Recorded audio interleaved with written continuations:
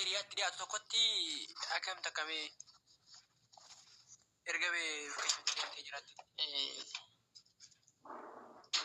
Walitti bu'iinsi an beeku duraan mucaa kun isin taloon kun nama nagaa turte. Baay'ee miskiina turte. Isin illee markatee immoo quraana qaraatii nama nagaadha waan birbiraatu. Booda kanaa yeroo muraasa booda baatii lamman tokko as waldhabdeen uumamuu jalqabee jira. Waldhabdee uumama kana keessatti natti hima waan akkanaa rakkoon akkasii uumamee naa walii galuu dadhabdee maal taate jennaan mucayyoon tokko bira dhuftee jirti. Saahibni tokko dhuftee jirti. Isa dhiisii nama biraatti yoon si kennaa minaamin jettee natti himti jettee dhuftee natti dubbatti jedhee himaa beekta. Kan anaaf inni iccitii hiriyummaa waliin qabnu jireenya gamtaas kan waliin gaggeeffannu beekta. Mucayyoon kuni jetti. Ameerikaa facarraa Ameerikaa dhaquu faayidu waan baay'ee isiin kun saahibni bira dhufte kun itti dubbatti intala kanatti. Dureedha qaama saahibni bira jirtu ishii duruma kana jechuudha moo nama biraati? Isiidhuma. Isas jedhee mucaan kun yoo deetee immoo arraanni dhaggeeffadhu mucaa arraanni mucaa jedhama maqaan keetii shanan gibee arraanni irra jiru kun immoo warreen goggoora. Mucaan kun du'e jettee yoo soba haasawaa jiraatte. Laqoo waata kasi waata kana waadaadha wanti kun waadaadha dhaggeeffadhu. Mucaan kun rabbiin mataa guluuf mucaan kun du'e jettee yoo arraata kan kee kana dabsaa jiraatte rabbiin iyyuu si dabsaa jechuudha. Aatillee si gabaabata jechuudha. Yoo waan inni siin hin jedheen soba haasawaa jiraatte jechuudha barbaadee. Okay. Ani nama ilma muslimaati.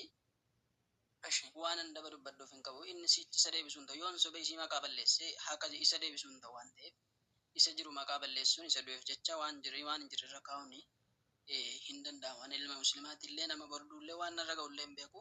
Waan an dhaga'e iccitii hiriyummaa gidduu kootiif gidduu isaa jiru ibsuu barbaadeetani. Waan jedhu keessa baatee hiriyaa takka godhaa jirti. Hiriyaa jallitaarti. Akkuma rabbiin waan an godhu dhabeen jirennaan obsii sammuu of hin fuudhini. Dhalaan akkuma kana yoo ati tata jaallatte sitti kananiiti. Irraa of qabi jennaan of qabuun dadhabee baay'een jaalladha irraa of qabuun dadhabee. Akkuma rabbiin dalaguma jaraa kana adda adda baatee jara wal biraa deemsisu waa'ee naa godhii naan jedha. Mee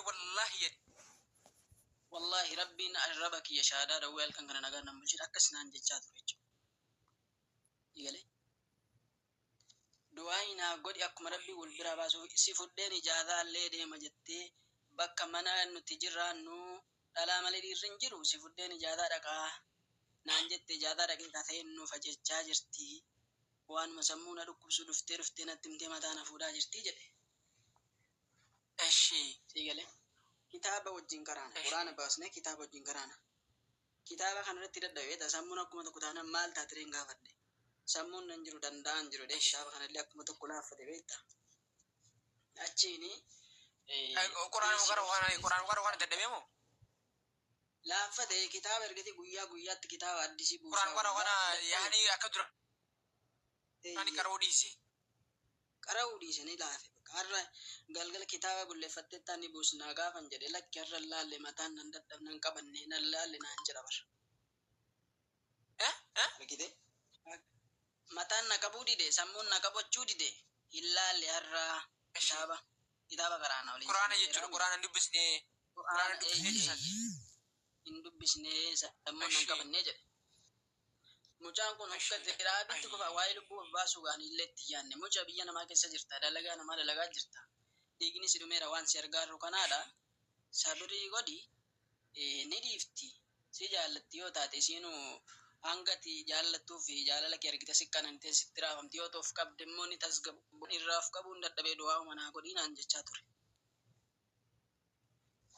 Intama biyyoo ni jaallate jechuudha bakka isaa barra jaallate. Isaa barra jaallata bakka sammuu wanna biraa yaadu bakka ishiidhuma godhate yaada.